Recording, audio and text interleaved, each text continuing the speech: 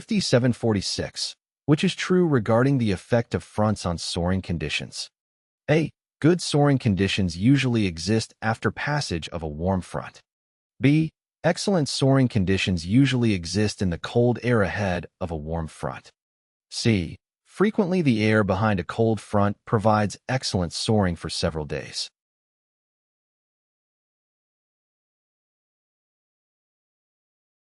The correct answer is C. Fronts are boundaries between two air masses with different temperatures and densities.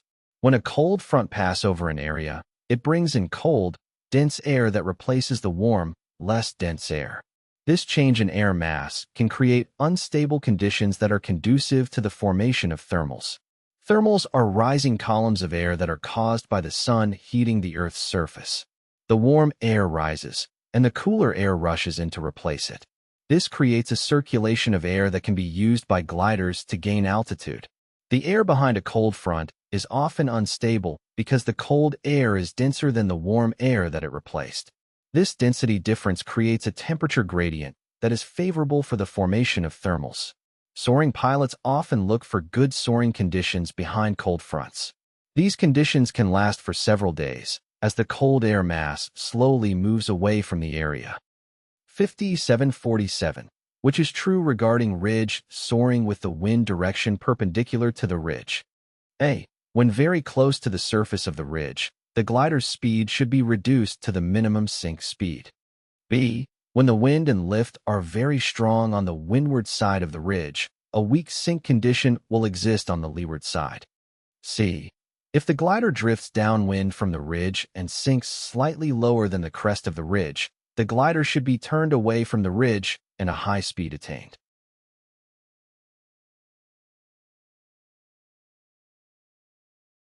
The correct answer is C. Strong sink in gliding refers to a rapid descent of the glider due to downward air currents. It can be dangerous and make it challenging to find thermals, which are crucial for gaining altitude. Pilots can mitigate the effects of strong sink by turning away from it, increasing speed, or utilizing nearby thermals.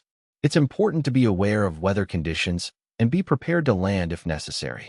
Flying with a companion or instructor is advisable for added safety. 5392.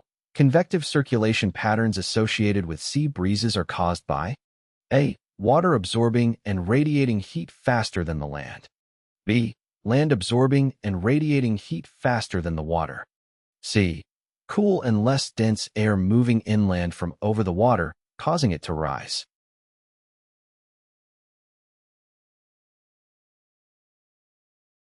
The correct answer is B. During the day, the land heats up faster than the water. This is because the land has a lower specific heat capacity than water. Specific heat capacity is the amount of heat required to raise the temperature of a substance by 1 degree Celsius. Water has a specific heat capacity of 4,184 joules per kilogram per degree Celsius, while land has a specific heat capacity of 1,000 joules per kilogram per degree Celsius. This means that it takes more energy to raise the temperature of water than land by the same amount. As the land heats up, it warms the air above it.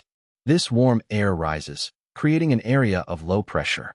The cooler air from the water moves in to fill this low-pressure area, creating a sea breeze.